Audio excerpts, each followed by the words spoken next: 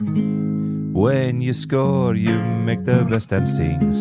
Jimmy on the wing, Jimmy, Jimmy on the wing. Every time you're on the ball, we know it's gonna be a goal. Your real name is Crescencio. La da da da, la da da da dum, la da da da dum, la da da da da da dum, la da da da. Welcome to Claret and Booze. I hope you enjoy the show. Coming you, Irons. Hello, everyone. John, don't show anyone your teeth yet, mate. Everyone knows you just bit the turkey. Got to do the big reveal in a minute.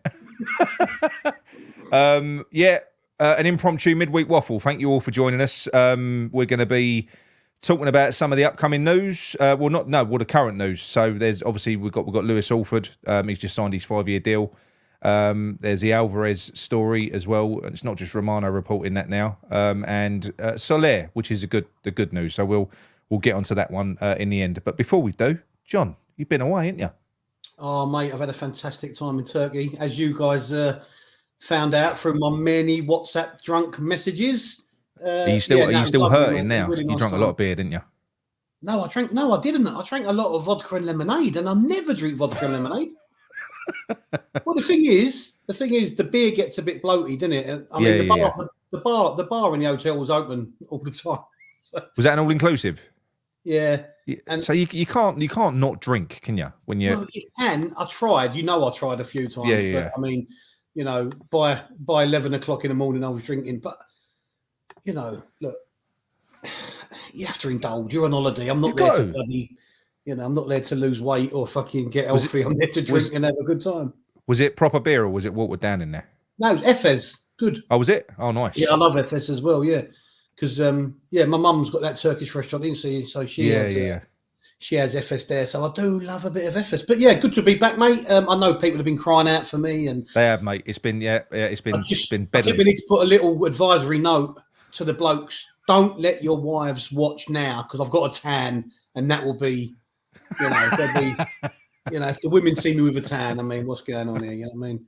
So good to be back, mate. And obviously watched the game with a frosted glass of beer.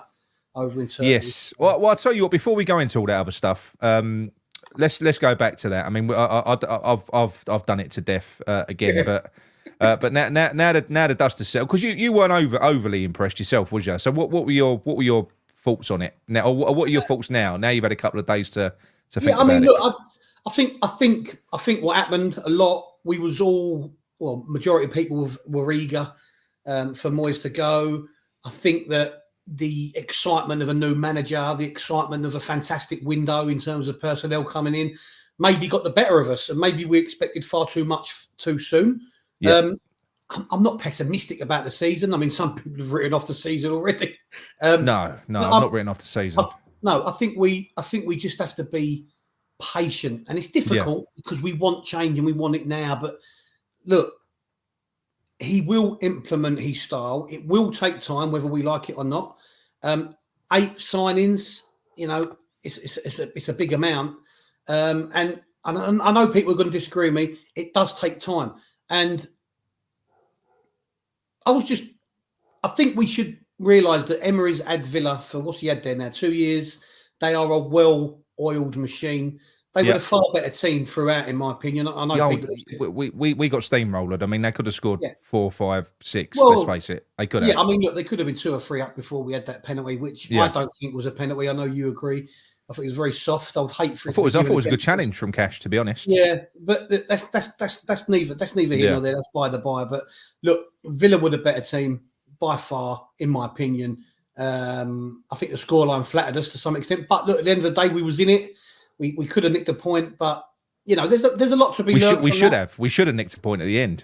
We should have nicked a point at the end with Soucek's fantastic miss. But look, at the end of the day, I'm not going to get pessimistic. Do you know what it is with me? And I've thought about it since the game, and I know what it was that triggered me.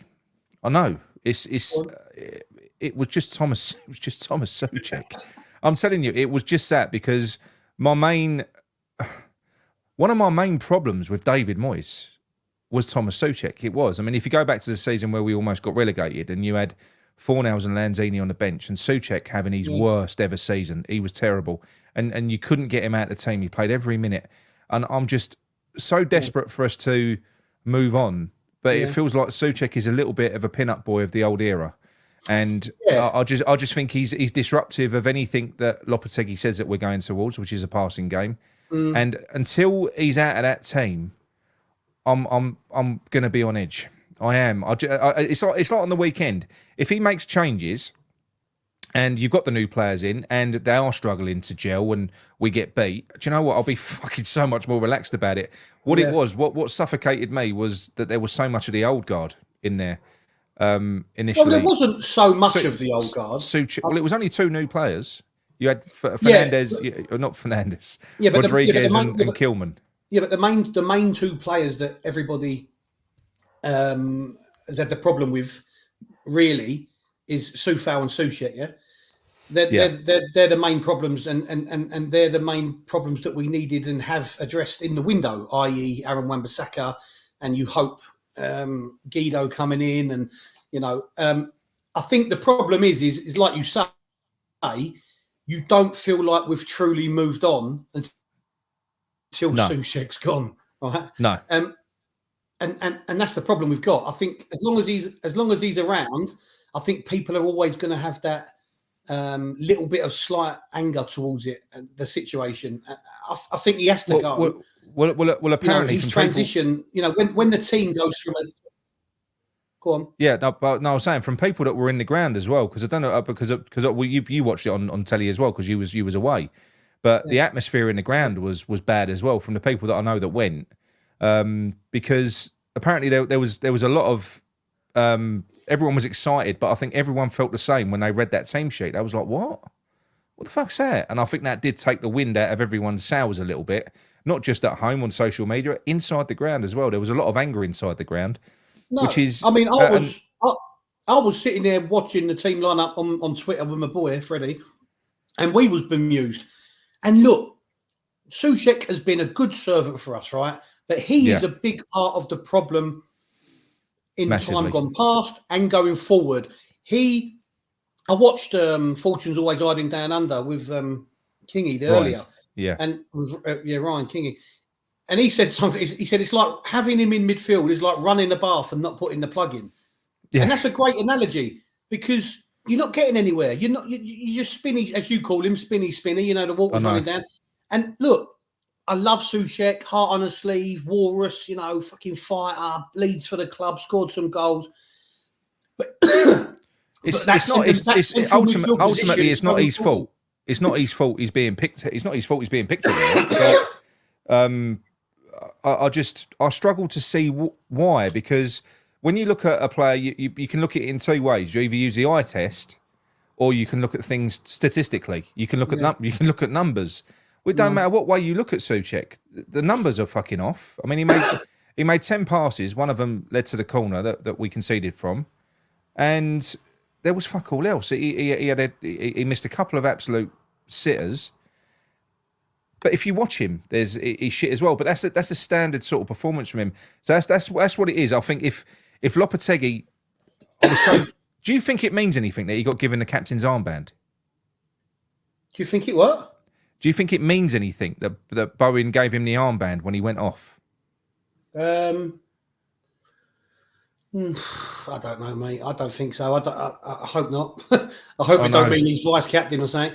I mean, the only thing I said to you the other day is, it wasn't long ago that we gave him a new deal, and he obviously he would have got a pay rise with that new deal. And the problem with it is that, I mean, you said earlier on in the week that we've got some players that nobody wants. They don't. I think the problem is they're not players that nobody wants. They're players that maybe people can't pay their wages, and then a player's going to look at it like Danny Ings, for example, is on 125 a week. Exactly. If someone comes in and goes, Southampton will give you 80 grand a week, he ain't going to take a 40, 50 grand pay cut. No, we'll probably have to subsidise it. We'll probably have to subsidise the wages of some of them to get rid of them. Well, if they go out on loan, not if we sell them. I don't know how that works that way. But Thomas Soucek has become such a bugbear and has become such a problem, and to some extent was David Moyes' love child. that he is the last standing sort of, piece of the Moyes jigsaw that he created. And until he's gone, I think people are going to be still quite annoyed that he's in the team. I mean, when we brought on James Ward-Prowse, everybody went, I'll tell you. Declan Rice was the only midfielder that we had that could carry Thomas Soucek. 100%, right? Yeah. Everyone else that's tried to carry him can't carry him. And I include Alvarez to some extent in that, right? Yeah. Rice is a cut above them. Pains me to say it now, he's an Arsenal player, but he is. So any player that generally plays alongside Soucek looks inept because they cannot carry him. They're not Declan Rice's, right? Yeah. I would rather have started James Ward-Prowse and Soucek. I don't know how you think about that. How you feel about that? No. Well, look. I'm either or. Personally, 100% now. I mean, before the season started, funny enough, I had a chat with someone, and I said I could understand why you would put Thomas Soucek in the middle because at least he's a presence, and he's disruptive. Whereas I feel like James Ward-Prowse hasn't got presence. But then when he came on the other day, he actually he weren't that bad. When he wasn't the problem. When he came on. His passing was fine. He's not my favourite player, but he is a player. He can play. No.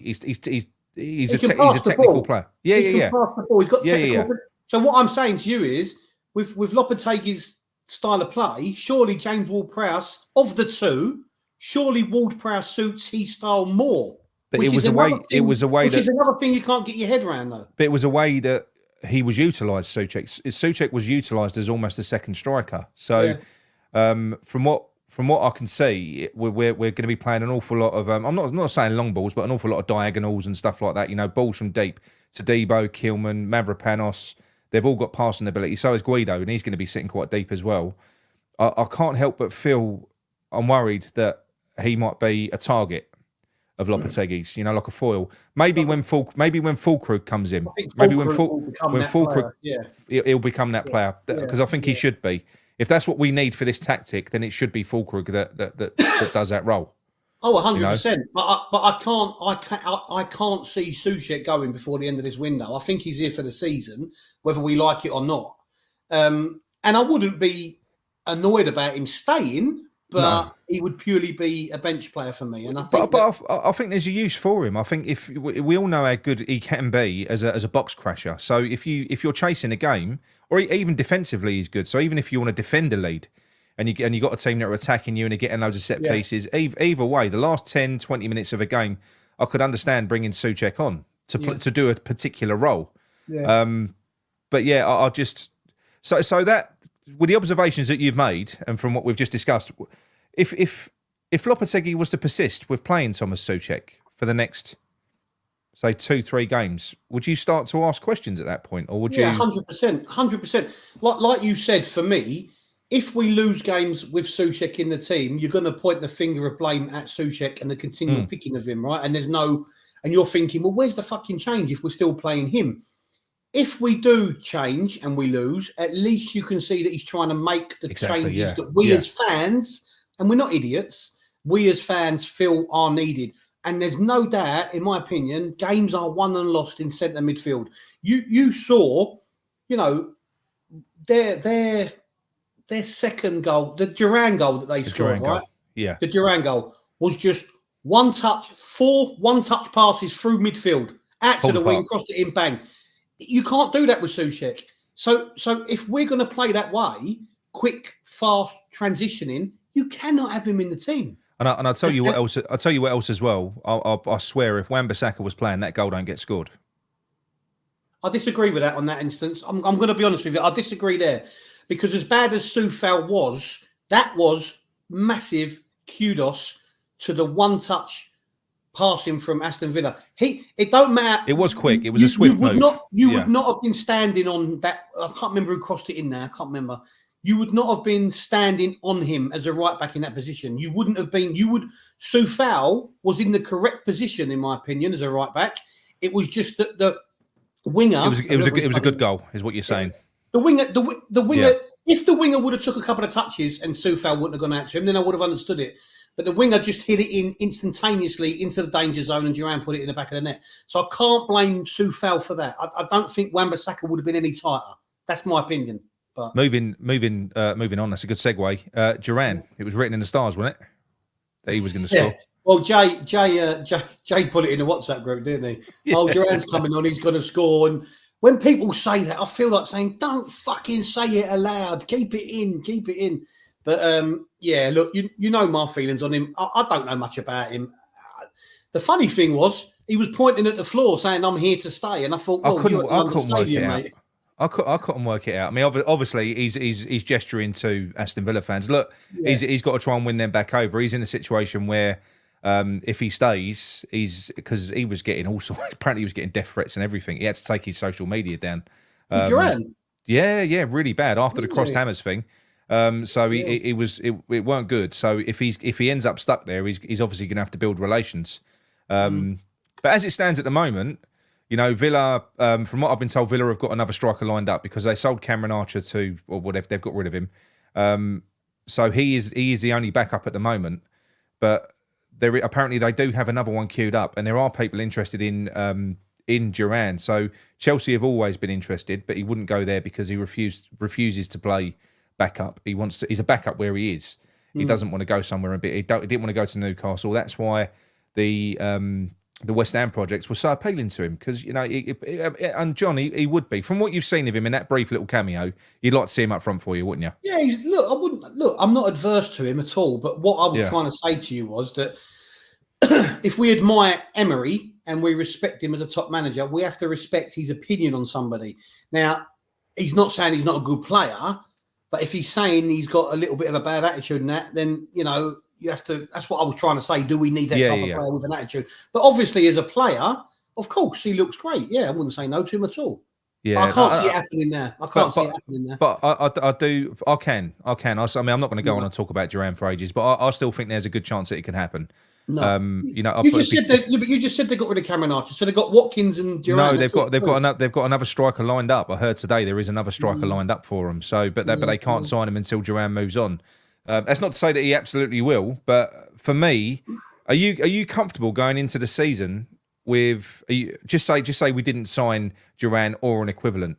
Do you think, from what you've seen of Fulkrug, do you think are we okay if we just have Fulkrug as our only option? I haven't seen enough of him in the West Ham shirt, obviously. No, but I know he's a player and I know he can score goals. I do wonder that. I mean, he will need to be fed crosses. You know, he's a big lump. He'll need to be fed crosses. I know you've got your reservations. You've called him some words in the past. But look. Yeah, but that's one for me. I think maybe because I don't think you can have too many because he's quite a statuesque player. So when you got Soucek in the team as well, you called him a lamppost. Yeah, I know. But do you know what? With the way Thomas Soucek plays, only touching the ball 10 times a game, if he was a striker, you wouldn't complain if he just pops up every now and then and scores a goal. So if that's going to be what he does, I mean, I do think when I envisaged this system and Fulkrug came in and I thought about it a little bit deeper, I thought this could be the perfect foil for all the talent around him because obviously he's the big man. For me, some people have said he's got to lead the line. I don't think he can do that because I don't think he can run the channels off. I think he'll end up isolated. He's he's not Antonio. He's got to drop deep and link up play, win the ball. 100%. Yeah, that's what he's got to do, I think. So for me, if he's going to play that role, then people like Bowen and Kudos need to be closer to him. Yeah, they do. To feed off the knockdowns, to feed off the scraps. Have to. Yeah, 100%. So it has to be like a front three, but a very close, like almost tight knit front three. But then the danger. But this is why I think you have to play. And we've discussed it. This is why I think you definitely, when Fulkrug comes into the team, because Kudos and Bowen need to be closer and tighter to him, almost like a forward three, you know, a front three. Yeah, no, absolutely. But you're going to lose width, so you need to play three centre backs. Yeah, three centre backs is imperative. I think we've got to do it. And do you know what? With the way Mavropanos played in that game, that was a real positive from that game because obviously he's someone he's under threat. He knows these players have come in, Tadibo and Kilman. He knows that they're probably coming to replace him, but that was a real good performance from him. When you consider, look, he has Soufal on that side as well. That's not easy because the guy's never fucking there. He was on. You're saying he was on the instance that we spoke about earlier, but on the whole, he's always meandering up the pitch, isn't he? that back three is fucking. It's that's got the potential to be a brick wall. Yeah, if you have Kilman, I mean, and Kilman, I think he looks good as well. Yeah, Tadibo looked really good in his little cameo. I thought he looked good. Fucking brilliant. He was hands on. He was combative. He was grappling. Did you see him straight away? Went over to that Duran straight away. Went over and got stuck into him. Yeah, and somebody in the chat earlier said if he was on the pitch earlier, maybe Duran wouldn't have got that space. But that's neither here nor there now. But if you have Kilman, Tadibo, and Mavropanos, because Mavropanos, after that performance, would be one of my three. Yeah. Obviously, as we know, Zuma's going or gone. I think Aguerd looks done, really, if I'm honest. Well, he wasn't even announced in the squad. No, wasn't even in the squad. So, for me, that's the three. And then if you've got, Emerson, left wing back, Wan-Bissaka, right wing back. Yeah. Suddenly, the only issue, you look defensively strong, and you've got your width. The only issue with Nick's gone. Nick's internet's gone. I kind of accepted. Oh, still there. But Guido, I think we accept that he didn't look. He weren't great. He's got to adapt to the pace of the Premier League. Yeah, he's a good player. So you've got him who isn't quite up to speed yet in central midfield, and he's not the quickest player anyway. And that was a bad performance from Paqueta as well. So it was poor. So who's your midfield two then? If you're going to go for this 3-4-3, who'd you put in the middle at the moment? Well, I mean, James Ward-Prowse. Would you bring him in? No. Look, is Alvarez back? Alvarez is possibly all right. So let's talk about Alvarez. So the news is he could be making the squad on the weekend. And the other update is this was from Romano earlier on. It's not new news. It's what we spoke about before. Man United. Apparently, it's not just Man United now though. There's a few clubs that are keen on Alvarez. I don't think. I think it would be more devastating to West Ham to lose. This is a big statement, to lose Alvarez in our current state than if we were to lose Kudus, because we're so light in midfield. If you're going to play a two, especially, they've got to be fucking good players, John, haven't they? They've got to be strong, sort of mobile, be able to pass. I don't think we've got many that are the complete package. I think Alvarez is. I think Alvarez is a bit of a complete midfielder. He can do a lot. He can drive the ball forward as well, and we know what he can do defensively. This Soler that's coming in is confusing me because he ain't. He's an attacking midfielder, great player, fantastic player. But he's more of he's a Paqueta replacement, is what I'm saying to you. No, he's not. He's not a Paqueta replacement, mate. I think he is. He's not, mate, because when he was at Valencia, he played a number of roles across the midfield. He played as a 4, he played as an 8, he played on the wide of a midfield 4 as well, on the very wide side of it. Yeah, I think you're worried about something that you're looking long term. Right? I'm not worried. I think he'd be a great addition. We need another central midfielder, but what I'm saying is, I don't think we've got many people that can do Alvarez's side of the work, and I think no, Alvarez has to be the deep line midfielder. He's got to be, yeah. Right. So then, if you've got him deep line, it's almost like in possession, it's like a 3-1-4-3. Yeah. In possession, i.e., Emerson and Wan-Bissaka are further up than Alvarez. No, the way he's done it before, I can't think what player it was that used to do it at Wolves. So this is why playing the 3 centre backs at the moment is the right way to go. But the way he used to do it at Wolves, it was a 4-2-3-1 that transitioned into a 3 at the back. And what that would be Alvarez dropping back and splitting the 2 centre backs. So you'd start with 2 centre backs and 2 full backs. When you're in possession, full backs bomb on. Alvarez drops back. You've got 3 at the back. Alvarez is the dream player, because I don't think Rodriguez was doing that. He was doing that job, but he's not Alvarez. No, but again, the thing is about Guido Rodriguez there is he's come into the Premier League. It does take a lot of foreign stars, big names sometimes take some time. Yeah. But also what you got to remember, he's come into a midfield first day of the season against a very well drilled Aston Villa side, and he's got Thomas Soucek in midfield with him, who ain't exactly helping. No.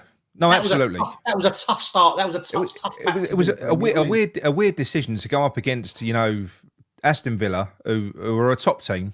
They've got a top manager. They've gone out and, they've got fucking Onana in midfield. They've added to it as well. He was an absolute beast, he was. The fact that Onana and Duran scored, Onana was the other one we was linked with, wasn't he? But to put him in that sort of situation, and like I said, I don't think that Paqueta actually helped. He didn't have one of his good games. He didn't. Yeah, but like you said, Paqueta was deeper than Soucek. Cheers, Nick. Was that super chat? Thank you, Nick. One. Yeah. Do you want to do a pew pew, John? Pew. No, I'm not doing pew pews. I'll leave that to Mickey. Yeah. I don't want to step on his toes. No, I mean. But so I think at the weekend, I think what would appease me at least would be Wan-Bissaka coming in. I want to see him come in for Soucek. Tadibo coming in. He looked ready.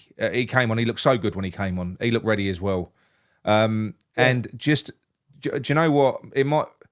If you take Soucek out, or I think it's one more change, because if you take Soucek out for Somerville, you can put Somerville wide left, and then you can put Kudus in the middle. And I do think that Kudus, he is quite defensively responsible. I think if you put him in that 10, he will help out. He will get stuck in. And what he gives you as well, John, because we were so slow in midfield, it gives you legs at least.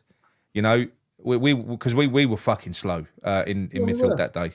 We were slow, but you look slower when you got two running at you, two passing it around you, because you've got Thomas Soucek who's just caught up the field all the time.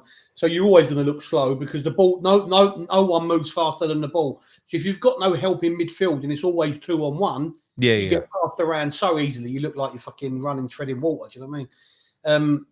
But yeah, I agree with you. If Wan-Bissaka comes in and Soucek don't start, I'm pretty happy with that. That's enough for me. I don't mean that disrespectfully, but it's got that change. Them changes have to happen unless there's something we don't know about, i.e., Wan-Bissaka's not fully fit, or I don't know. But to me, Wan-Bissaka is fit as a fiddle. I'd imagine he's ready to go. Antonio Fulkrug, I just think we've got to. I think now, after that game, I think he's got to go, you know what, let's give them all a go. I think Fulkrug has to start. We'd rather see Antonio coming on for the last 20, wouldn't you? Yeah, of course you would. 100%. But that's all it is. That's all I'm asking for, really. It's just, we wanted change. We wanted change, and I think we've got that.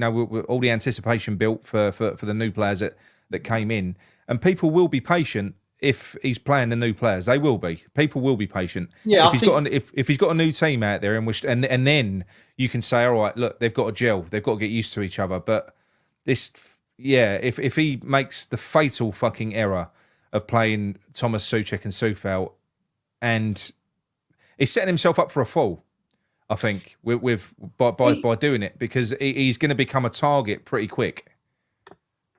And it's not necessary because everyone's excited. So all he's got to do is if we're losing playing the old guard, rather than losing playing the new guard, that will be more. The latter will be more accepted. I get what you mean. I get what you mean. But I don't think. Look, I hope, and I don't think Lopetegui's an idiot. I don't think it will take him long, if not already, to suss out who can and can't do what. I genuinely think. Maybe through hope more than anything else. But I genuinely think Soucek will be on the bench on Saturday. I hope he is. That'll be worth celebrating on its own. That'll be worth. I hope so for his own sake, because obviously, look, I'm desperate for Lopetegui to fucking succeed. I am. We campaigned for the change. Wasn't necessarily the change that I fucking asked for, but it's a change, and I believe he is a far better manager than Moyes. I believe that he is. He's got better players now. But my issue is I just don't think that you get much time. You don't get much time in the Premier League anyway. You don't. And no, but you've got to be honest with yourself, Nick. You said it towards the end of the season. You said it at the end of the season, and I agreed with you. The rebuild is a big rebuild, right? Massive. The squad that Moyes left us with was fairly depleted, right? Yeah. Yes, it's sporadically got some fantastic players there, some world-class players in it. But in key positions, and for a long time, key positions have been neglected, i.e. right back and Soucek's position, and constantly playing Soucek. And we've got a small squad, and the oldest squad in the league, I believe. Was it the oldest and the smallest squad? It was the oldest and the smallest squad. Yeah. Right, so don't underestimate the size of the rebuild. And I've said this to you numerous times on WhatsApp. Not only that, the physicality of it, but mentally. A lot of them players, believe it or not, might be mentally scarred from what went previous and the way they were told to play or coached to play. And I think it is. I think when you're doing it for that long, it's a bit like muscle memory, isn't it? If you're, so I suppose in the sense there is that. I know there is, and there's a lot of the existing players that even once all the new players come in, even the better players, because you know what, Kudus. I know other people have said he did have a great game. He looked better when he went out on the right, but he didn't have. I don't think he had a great game in the first half. He had a good battle with Matty Cash, but Bowen definitely didn't have a good game. He struggled, and that's because there's some little tweaks. I watched an independent technical analysis of the game, a breakdown of the game earlier on, and it did prove that Kudus and Bowen were tucking inside more. They were. I must admit, I didn't really observe that in the first half, but they were tucking inside and they were getting closer to Antonio. And Bowen was getting a bit lost. It weren't getting the best out of him. He's a direct runner, isn't he? He likes to get his head down and run at a fullback. But then that is indicative of what I was saying earlier about when and if full crew comes in, they will have to get closer to him. Yeah. And Antonio didn't have a good game either. I don't think that helps anyone. When he doesn't have a good game, when the ball don't stick to him, you're fucked, aren't you? Because if he's a target man, it's one thing hitting him, but he's got to be able to control the ball, bring it down, and bring others into play. He had one of those El Chico's come up with some good points, but I can't seem to go back in the chat, Nick. I don't know why, but anyway. Can't you? No, I can't do it. But I can bring them up, but I can't go back to old ones. But I don't know why it's not working. The arrows ain't working for me. Anyway, forget it. El Chico says, I sit next to the dugout, and as time went on, we got deeper and deeper, and J-Lo was going mental. Yeah. Well, look, I think he's definitely trying to implement some sort of more of a technical game, and it is going to take a while. That is going to take a while for the players to implement. But that's even more of a reason, John, for him to get his new players in now. You know, get him in now. I said it on a show earlier in the week. He must have a vision of what he thinks his perfect 11 is. He might not be able to have that now because Alvarez isn't fit. But he should just get them on the field. It was El Chico that said it. I can't go back to the bloody chat. I don't know why. Sorry. El Chico come up with. He said Somerville got injured towards the end of the season with Leeds. Fulkrug hasn't had a pre-season. Guido didn't have a pre-season. You know, you've got to remember there was the Euros, Copa America. A lot of these players were away. We didn't get them till fairly late, so he hasn't had a lot of time with them, Nick. And they haven't. No, it's true. It's true. They are athletes. They do get fatigue. We have got to we've got to be patient. Like I said to you, that's the only thing for me. I said it before the game. I said if we end up in a situation where we've got because they're awful together. James Ward-Prowse and Soucek, there's a bad central midfield pairing. Okay, but I did say who isn't bad alongside Soucek? No, but they're particularly bad, John. They're terrible. It's the worst midfield I've ever seen. Honestly, he's bad. And that's the thing. I do believe from what I saw. What midfield you've ever seen? That is a worst fucking midfield pairing. Honestly, it is terrible. It's terrible. I did think, I must admit, when Ward-Prowse came on, like I said to you, he didn't do anything wrong, you know, and at least he is a footballer. And if we are going to go to a position-based game, surely he's a bit more of a natural selection. So hopefully he makes some changes. I don't know that it did, John. Did it? Didn't he fucking come in and they just pushed on straight away? No, I don't think it did take them a few games, but then they proper. They fucking clicked that. This is what I mean. They didn't take long. I mean, he came in. Gerrard was already there when he came in. Yeah, I think it took a few games. But he had to have an immediate impact because they was loitering down the bottom, weren't they, when he came in? Yeah, that's when Gerrard got the sack, wasn't it? Yeah. So what's this one here? Look, Sean Edwards. We all want change, but we all need to be patient with this massive rebuild. And it's true. We have to trust the process because we've got what we wanted, and Lopetegui may not be everyone's first choice of manager. But he is next level. He is a better manager. He's a better manager. Like, he is. Yeah. A lot of people wasn't impressed with the Fulkrug signing, but is he next level to Antonio? I think he is. Better than Antonio. Yeah. And I'm not saying Antonio of 5-6 years ago. I'm saying Antonio of now, 35 years of age. So, it's stepping stones. It is stepping stones. Soucek and JWP have the mobility and dynamism of my French Bulldogs. Well, probably not far wrong. In Amsterdam, so let's hope there's some more mobility going on there tonight. You know what I mean? What's he say here? It didn't take time to click with Loppy with Wolves. Yes, but the Wolves team was full of technical Portuguese fucking brilliant players, and they did have a good squad, didn't they? When he went, they had a very good squad. They had all them. Yeah. All them. They was all Portuguese, weren't they? All the links they had with the Portuguese. Yeah, no. But I know. So look, the story. So we'll go to the good news anyway. So that is Soler. So we've been talking about him for weeks. This player now. So it looks like it's going to happen. We're getting him on a Todibo like deal, which is going to be not much up front. I think there is going to be a fee up front, but because we've dealt with PSG with Alvarez in the same manner before, and we're going to be basically deferring payment until next year. So it's a loan with obligation to buy. They're just deferring the payment. I think it's a really good signing. Really good. He strikes me as very, very similar to Fornals. And that ain't a bad thing. It's not a bad thing because I miss Fornals. Yeah, he's quicker. He's fast. He's a fast player. He's not rapid. He's not like he's not sort of Kudus or Somerville speed, but he's fast. So at least you'll have legs in midfield. And from what you're saying there, you're saying that he's played those deeper positions before, has he?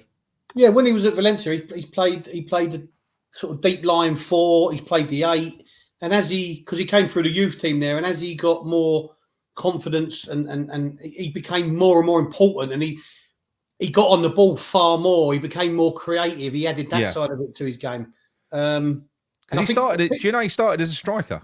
I didn't know that. Yeah, well, a lot of people did. I mean, Rio Ferdinand started as a striker, and I marked him out of the game. Didn't he chase you to the local bus stop or something? Yeah, we can't talk about that for legal reasons. No. Can't talk about that for legal reasons. But I don't like bringing that up, do I? No, look, he wants to go. PSG have brought in 2 or 3 other midfielders, so they see no part of him in their squad. No. They're happy to move him on. No, I think it'll happen. I hope it'll happen. Whether or not it means we're going to get rid of some of our deadwood, if you want to call them that, I don't know. But they are deadwood to us now. So Moyes obviously built a team to suit himself. Footballers were not required, and now footballers are required. They are. You've got to have technical ability in there, and like you said earlier on, if we ended up with Soucek as a bench player, I wouldn't mind. I just want to see him out of the team. I don't want to. It feels like he's the first name on the fucking team sheet all the time, and it's felt like that for years. And I'm just annoyed with it, and I hope it changes. Well, the funny thing was, I remember during pre-season, you was incandescent with rage because obviously Soucek was playing all the games and all the minutes, and I was sort of saying, well, maybe that's him being put in the shop window. But obviously it was more to do with the fact that a lot of the players weren't back from the Euros or Copa America or whatever. They was getting their well-deserved breaks. But, as the season progresses, if he is continually played, then the worry will set in. But I don't think he will, mate. And you've also, because we've all played football before, he's clearly the type of player that managers like. So he probably puts in so much effort, so much work. Probably on a training ground, he's probably a little fucking teacher's pet, isn't he? So he's probably well in there with the manager now. I don't know. I just want him for his own sake, for Lopetegui's own sake, because it ain't just me. There was a lot of animosity around. Even in the ground and So let's ask you then, if Soler comes in, and you've got Paqueta, Soler, Alvarez. What are you doing with them? Where you putting? Who's going where? Guido as well. What are you doing with them? I don't. I mean, it's a squad game. Obviously, sometimes someone will have to miss out. I don't know enough about Soler yet to comment, but I think I would always rather push in that sort of. If you're playing those three in the middle, I think I would be inclined, especially with Paqueta in his current iteration. I'd rather push him in the 10 because he'd do less damage. You know, he's kind of. He will do more damage because of his passing, but we know do more damage going forward, but less damage defensively. But you know when he ponders on the fucking ball and he gives it away and stuff. So I think I'd rather that. You know, because he can't be as rash as and obviously he's got some legs as well, so that gives. Guido some cover, or Alvarez once Alvarez is back. But maybe the pairing needs to be Alvarez and Rodriguez once Alvarez is fit. The two deep pairing, possibly. Yeah, I mean, with a 10 in front. Yeah, because I mean Rodriguez can play good forward passes, and he's not. Alvarez can as well, to be honest. Yeah, he can as well. You're right. I mean. But then obviously who drops out then? So if you play those two in central midfield, then you are going to be dropping a Paqueta because you can't play Paqueta, Soler, but that's a decent headache. But that's the headache. That's a nice headache. Yeah, exactly. I do think the one that's going to drop out and it's going to piss everyone off. I think if Soler comes in, I do feel like Somerville is going to be the player that is going to be the impact player this season. I don't think I can't see him starting. Yeah, but again, you don't mind that. That's another great asset to have coming off the bench, chasing the game last 10, 15 or whatever it might be. But John Miles says here, if Soler was that good, he would have played more. No, not necessarily. Well, he's been there 2 years. I think he's played 60 games. That ain't bad, is it? No, he has been used. They've got fucking great players. You know the size of PSG's. Look at the size of PSG's squad. You can imagine it's like fucking Chelsea. You know what I mean? And they have got they've got world class players there. Yeah. Who's that shouting at us? Colin Chilvers from Somerset. Go on, you put it up. I can't go back, as I said. Was he saying, Nick and John? It doesn't look like we will be getting Duran. So why not go? Oh, Jimenez, yes, please, or Meridian. Hopefully, starting has got a. Stop shouting at me as well, Colin. Take your caps lock off your knob. Yeah. Where's he from? Where's he from? He's Colin Chilvers from Somerset. I'm sure he's probably got 6 fingers. That's why he keeps. Yeah. But yeah, no, Santi Jimenez would be fucking brilliant. I would love him, or Meridian as well, because that was a player that we was linked with publicly before Duran. So either one of them, just somebody to complement Fulkrug, because I do think that it's time for to move or move beyond Antonio. So to have someone like Fulkrug and a polar opposite player, so you've got options. You know, you can change it up. I think that would be good. If you looked at look at what won the game for Emery, John, was the subs. It was bringing Duran on. It was bringing that player on, change the way they played. Yeah, so you need that. You need that depth on the bench. Would you be? I mean, because everyone seems to switch their focus from strikers to centre midfielders. But do you think Fulkrug and Antonio? You happy with that up front? Well, we've got to be. I just hope that Antonio isn't going to be as shit as what he looked the other day, because he was bad. You know, I'm a big Antonio fan, John. I am, but he was. You've got to call it for what it is. He was bad the other day. That was like the worst version of him, wasn't it?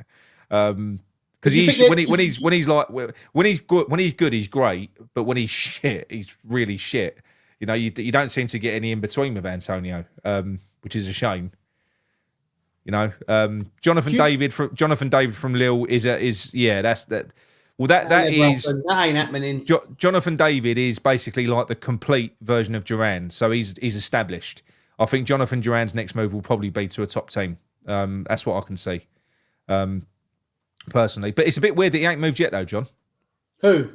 Duran. Jonathan David. He ain't moved yet. Did you say Craig? Craig David. I was going to say Craig David, you fucking moron. Oh, no. My fucking eyes are closing up. I don't know what's going on. Getting old, mate. I know. Yeah, I mean, look, there will be a time when I think we'll play with, we could feasibly play without a recognised forward like number 9, feasibly. I mean, you've got Bowen who can score, you've got Kudus who can score, false 9, as you said earlier on, and I sort of don't disagree with that. Well, shall I share this one? Let me see if I can. Mandy, was it Mandy? Oh, is there anything you can put on the screen for us, Nick? Is that what she said? Hang on 1 minute. She don't want much, does she? Imagine being married to her. Fucking hell. Don't you listen, do this, Mandy. Do that. Put the washing out. Put the Leave my Amanda alone. No. Hang on.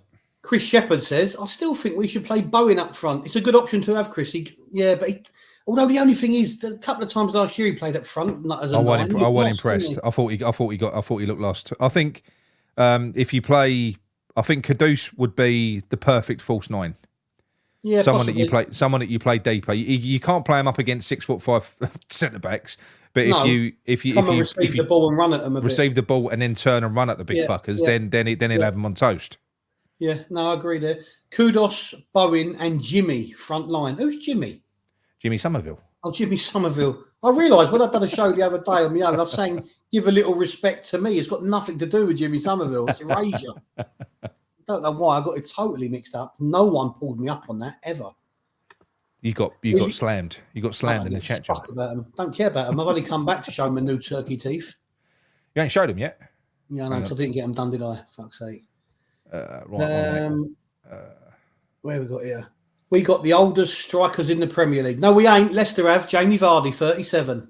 Oh, I'll tell you what. Big shout out to Jamie Vardy as well. I know he's fucking mugged us off in the past, but all is forgiven. All is forgiven. He that was fucking. It was wonderful what he did there. He's such a shit house, isn't he? He's such a shit house. He is. Brilliant. Listen, he is Robbie Savage. Yeah. He is the sort of player you hate, but in your team you fucking. Did you see him necking a can of fucking Red Bull before when he was coming down the tunnel? Mate, he don't give a shit. He must be one of the best unpaid adverts for that product in the world. Oh, no. Like he just drinks it all and goes, throws it down and goes, yeah, I'm 37, I'm still here, I'm still scoring. That's like the best advert Red Bull could hope for. I know. No, you've got to take Duran out. No, that's the wrong one. That's the wrong one. Yeah. Fuck. Hang on, Who sorry. we've got now? Stop fucking. No, I put no. That's the wrong. Duran. I sent the wrong one. Hang on. 1 minute. Hang on. What was the first one that I sent? Another. This is the one. This is the one. Right, here we go. Here's the one. Sorry, people. Tired. Right, this here we is. go. Yeah, he's tired. I don't know why he's been working from home.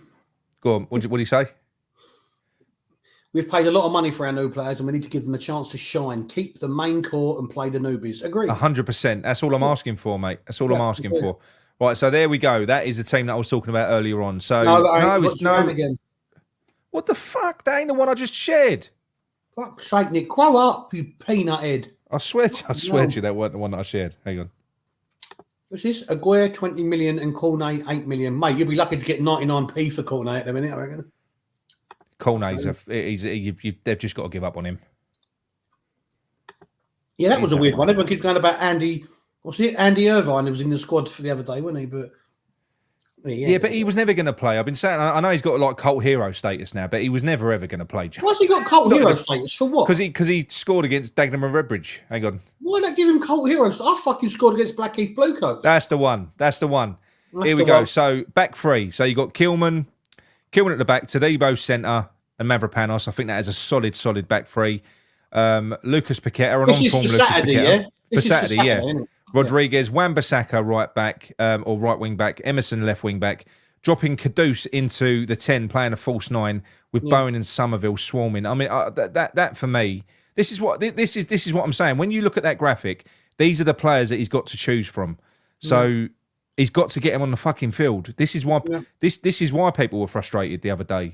It was, and I had a voice note from James, and he James who? I can't think of his surname. From a lovely chap called James, and he sent me.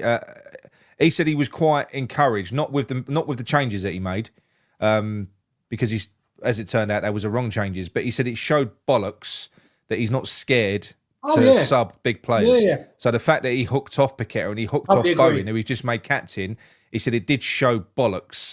He said 100%. Because it may not have been correct, but it was brave, and I admire that. You know, I admire that totally. You know, and also he did make changes after they scored as well. He brought Tadibo on, didn't he? He did try and sort of tweak it again. He did try and rectify it. So he didn't sit on his hands. So yeah, I've got there are more positives than what I could see the other day. It's just a fucking as soon as I see that big tall bloke, mate, the red mist comes down. It does. I can't help it. I can't stand him. No, but you know, he's like my fucking kryptonite. I know, but a little bit of me, very small percentage, likes it when he gets named in the squad or the team because I like you reacting.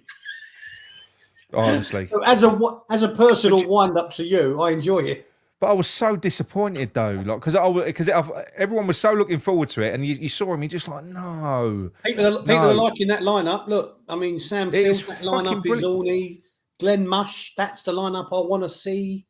Yeah, but it's just an example though, isn't it? And that's what I mean, because I think you've got to get Kudus where you can get the best out of him. Kudus is our most effective forward player. He is. He's fucking dynamite.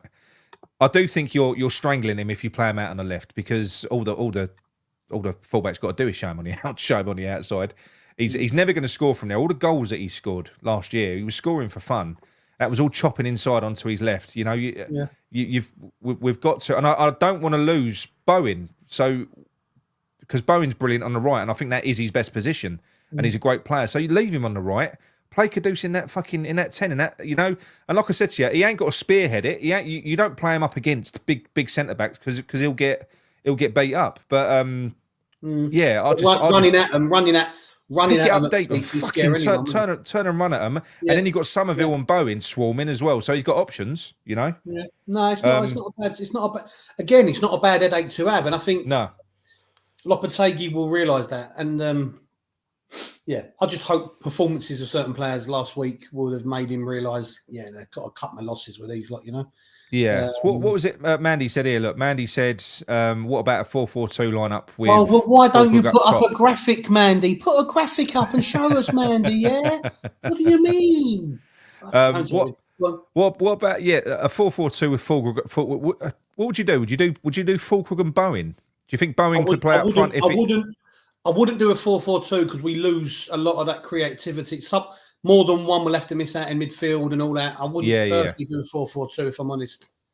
No, I think what you would end up doing is it would end up being Kudus up front, because it will always end up being just Fulkrug up front anyway. You'll never get two players stood up front in a modern game. It don't happen. Well, actually, you say that, but Soucek was stood up front a lot on Saturday. Oh, he drives me mad. Honestly, he just wants that moment. He's waiting for his moment so that he can shut everyone up and do his fucking spinny celebration. You know he's modelling his game on Haaland, didn't you? Yeah, from midfield. I can have 3 touches and score a goal. Trying to touch the ball as little as possible, but he scores every second touch. Work smart, not hard. Yeah. Well, He's Mr. not German, Haaland does it. Why not me? Why am I doing a German accent? I don't know. I don't know. But yeah, no, I'm looking forward to it at the weekend. I am. I'm looking forward to it, but I'm shitting myself at the same time. He's made me nervous. Loppy's made me nervous now. Oh, Didn't Nick, need to do that. Yeah, but Nick, he's made me nervous. You're 40 years of age plus. I can't help it. I'm a kid when it comes to football, though. Yeah, I'll get nervous, but you've got to calm down a little bit. I know. You've got to be the voice of reason, yeah? Mancunian Hammer's saying that he's going to start on Saturday. He can't start on Saturday. He can't. That's all I ask. Do you know what? Play Soufal if you want to. Just drop fucking Soucek, please. Just give me one player. Just bring him out. Nah, mate. I'm looking forward to seeing Wan-Bissaka. He's going to be an absolute beast. Since we signed him, there's been loads of clips resurfacing where, like, have you seen the one with the old Man United fans started crying when he was talking about him? No, mate. I'll show it. It's brilliant. They was interviewing him after a game. This Man United fan must have been about 60. And the interviewer went to him. I'll try and find it and I'll post it. The interviewer went to him, how do you feel about Wan-Bissaka? And he went, oh, he's a great player. He went, I'll tell you what, that young lad, he's going to be something special. It's so funny. I'll have to find it, mate. It's so good. I'll tell you what I did see, talking about interviews the other day. Do you know that Elise, the Palace one who's gone to Bayern Munich? Yeah. Have you? I've never seen his interviews before. Have you not seen them? Mate, talk about a man of few words. When he was at Palace, they said he'd scored a goal. And an interview said to him after the game, he went, what happened with the goal? He went, Wilf passed me the ball. I shot. I scored. That was it. He makes the interviewers fucking so uncomfortable. I've never seen anyone look less disinterested. And when he was in the interview in Bayern, apparently their press conferences when they unveil a new player, they last about 15 minutes. They really dig deep. He 3 minutes and they got him off. They said to him, do you think it's going to be any different, playing in the Bundesliga compared to the Premier League? And he went, yeah, we will. I don't know. That's literally what Fucking brilliant. He's like, you could see, he's like, when they was talking, he's like, oh, just shut Don't up. want to be there. You don't want to be. Shut up. I don't want to talk to you. That, do they? No. Some players don't like that. Some players don't like that. Where are we? JWP is slow and has a strength of a 12-year-old girl. I'm with you, mate. The worrying thing there, Mancunian Hammer, is that you know what the strength of a 12-year-old girl is. Anyway, moving on swiftly. I think Loppy will keep Soucek and Suval in the team on Saturday. I think they're trying to wind you up now, if I'm honest with you, Nick. Yeah, please don't. Do we fear Palace? Do we fear Palace at the weekend? Do we fear No. Do you know what? I think even if we play fucking Soucek and Suval, I think we could get a result against them. I do feel quite confident. I don't think they're... I know they beat us in pre-season, but that don't mean fuck all. They've lost Elise. Eze's outbound, isn't he? He's moving on, isn't he? Well, if you and that Guehi's moving as well, isn't he? Gay, Newcastle are in for Gay. Yeah. Eze looks like he might be going, but they might not go before Saturday. You know, that might be their last game. Yeah, possibly. But they're not going to want to get injured, are they, John? If they've got big moves on the on the cards, that's the other thing as well. Yeah, I see that. But then Declan Rice always. He put his life on the line for us. Yeah. True. No, I fancy it. I think we could get a result against them on the weekend. I think we can. I think we need to. I just want to get a couple of points on the board for him, really, because people misunderstand me at the moment. I hated David Moyes. I don't hate Lopetegui. I want him to succeed. I'm just getting fucking annoyed. I got annoyed with him the other day. That annoyed me. I just want him to do the right thing, because I don't know whether you've seen it as well. On social media now, you've got the people that were Moyes in. There's quite a few of them that are now Lopetegui out. They're all waiting with bated breath to say we fucking told you so and all that. Oh yeah, shit. you're gonna get that. You did. This is what you. I just want him to succeed. He's got to just do the right thing, Loppy. Do the right thing. What's this here? Someone's put up Anderson going Fulham broke tonight. What, Felipe? Felipe Anderson. That's just It's a good signing. That's another one that Moyes. Let me see if I can find anything. If you're fucking lying, Chico. If El Chico's lying, I'm going to ban him. Yeah, I've got that power. I'll tell you what. It's good news about Alford as well. Just before we do go anywhere else, because Alford's parents, his dad, the guy's like the no mug. So the fact that Lewis Alford, after what happened, with the Duran debacle in being used as a make weight in that deal, which was the case, they've obviously talked him round. That is encouraging, because to convince Alford to put pen to paper on a 5-year contract, that does. Well, no. What I'm saying is it's encouraging because he had other options. He could have gone to Villa. He could have gone to quite a few places. He is a top player. So the fact that he's listened to what they're saying now, they must believe it. So that's encouraging, is what I'm saying. It's encouraging. They must believe in the project, is what I mean. Yeah, I agree. Obviously, under Moyes, a lot of the pathways were stifled. But I think also a lot of these young players now need to think sometimes the grass ain't always greener. I mean, if you look at, Sonny Perkins, when we lost him to Leeds, people were up in arms. He's at Leyton Orient. He's back on loan at Leyton Orient now, Yeah. I'm not slagging off Orient. That's still good to be playing for Leyton Orient. Of course it is. But you've got Harrison Ashby, who apparently Newcastle was willing to accept offers on and things like that. So the grass ain't always greener. And Alford's a local lad. I know that's cheesy, but it's so fucking true. He's a West Ham fan. His family are West Ham fans. It must be like, so for instance, your boy plays academy football. So just say you ever end up in that situation where he's at West Ham, he's a super talent. You think in your mind he can make it, he can go and play there. He's 18 years old, 19 years old. He's got other clubs going in for him, and you don't feel like he's going to get his fair chance at West Ham.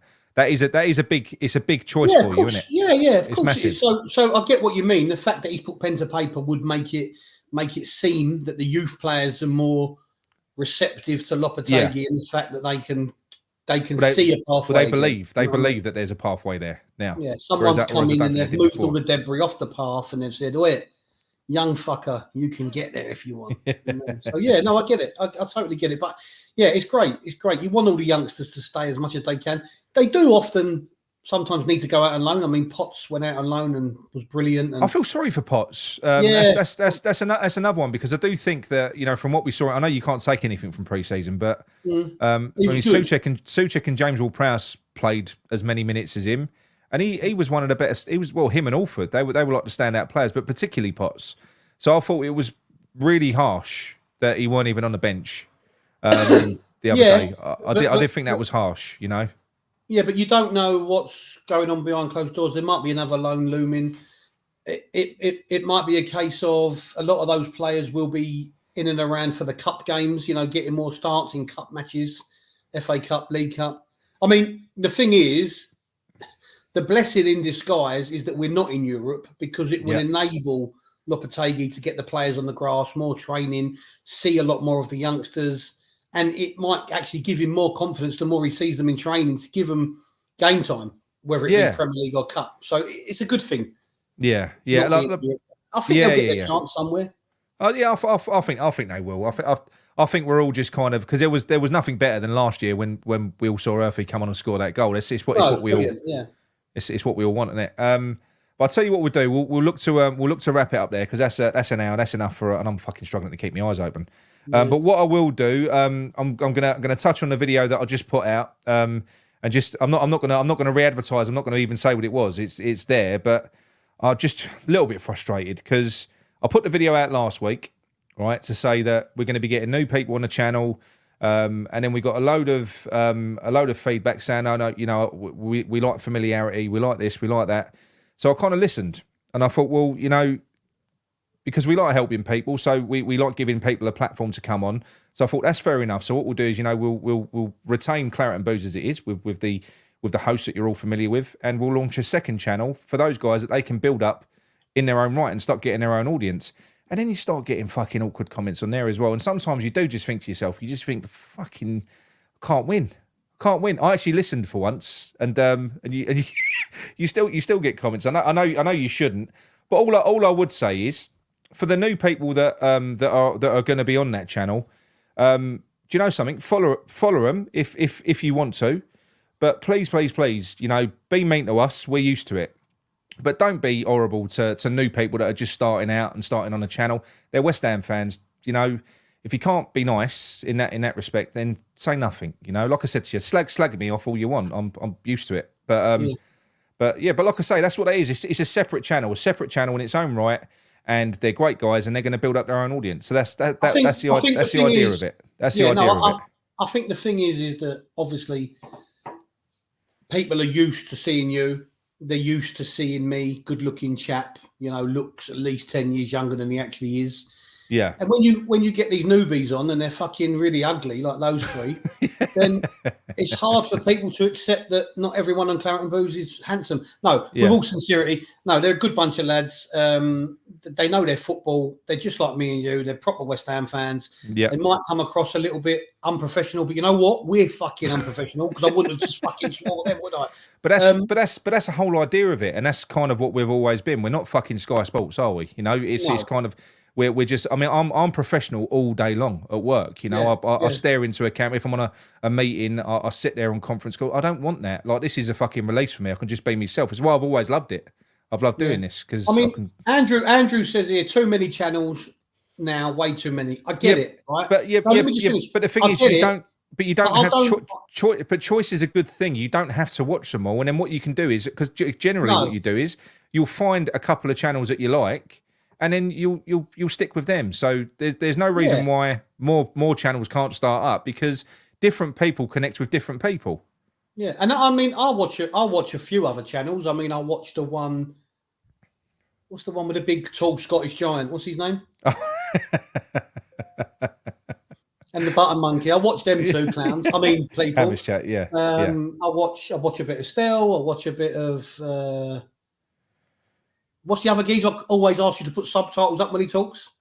Oh, anyone who's Scotch, anyone who's Scottish. Gio, so you got Gio and Anton, yeah. No, look, there's loads of channels, but like you say, not everything. I don't read every newspaper. I don't watch every Twitter follower. Mate, take your pick. If you don't like us, don't watch. If you don't like them, don't watch. But just give everyone a go. You know what I mean? Yeah. But look. Ideally, just to let you all know and reassure you, really, we are intending fully to sort of we're. It is just a West Ham channel. It's always going to be. We're not going to go too heavy on advertise. I never have done. I mean, our main channel sponsor, the Kent and Sussex Tea and Coffee Company, who have sponsored us for ages now. How often do you see me give them a punt? You know, I don't do that. We get tons and tons of people that come through to us that want to do sponsorship deals and that, but that would mean me breaking a video and doing a fucking sales pitch. I won't do it. So what's this one here? What's Nick, that? Are you still linking up with West Ham? We are. We are. So yeah, that's so there'll be some shows on that. I've got to have a chat with Ryan about what we do. I'm not happy I've got to negotiate about whether they'll accept John because they're not happy with John. Well, to be honest with you, I'm not happy about that. If I'm honest with you, because Nick, I mean, the others know, but Ryan's quite a good-looking fella, right? And I can't have competition. Treading on your toes, big time. Treading on my size 12 toes, yeah, exactly. Yeah. So we're always going to be the same. Don't worry. But look, yeah, you got another channel to watch, and these guys, it's familiarity at the end of the day. Somebody hit the nail on the head in the comments of that video that I done earlier. They said, look, new faces, you always go, oh, who's this? And then in 2-3 weeks, you know who they are, and they're familiar again. They're familiar to you. You know, it's the same for everyone. It's the same for everyone. Whenever you come onto a channel, Mickey got loads of crap when he first started out as well. It was the same thing, and then all of a sudden you get used to him because they're there. That's I mean, you say you get used to him. I mean, I'll never get. I don't know. The pew's got to stop, Nick. I'm just. Maybe we should do a Claret and Booze pew channel where Mickey can just sit there every show and just do pews. Pews, yeah. Continuously for those that really get off on that. I'll feel bad for Mick Eagwood and his pews because I think he feels bad doing them now. But people love the pews. No, people love the pews. He feels bad doing them. I think he does. I think he's conscious. I think we've given him pew anxiety. But no, look. So it's all good. So yeah, like John said, you know, we're still the same. We've always been here. You know, I think we've been Claret and Pews. Oh, you know, I was going to suggest that. Yeah, we've been a mainstay through thick and thin for all you lot as well. So it's and the journey ain't finished now. It's just getting started for us. So yeah, all good, good. I'm still sitting on the same corner of the city that I started 3 years ago. Yeah. I ain't changed one bit apart from fucking with this tan. I'll tell you what, I can't believe how good I look. I can see you've been wearing glasses, though, John. You got literally you're white. You're still wearing your glasses now, your sunglasses. Well, your hair's fucking white and your beard. What you want me to say about that? Fucking hell. Right, look, we're going to let you all go because it is midweek. Thank you all for joining us anyway. And if you enjoyed the show, drop a like on the video because it does help us. All right, speak to you all soon. Come on, you irons. Come on, you irons.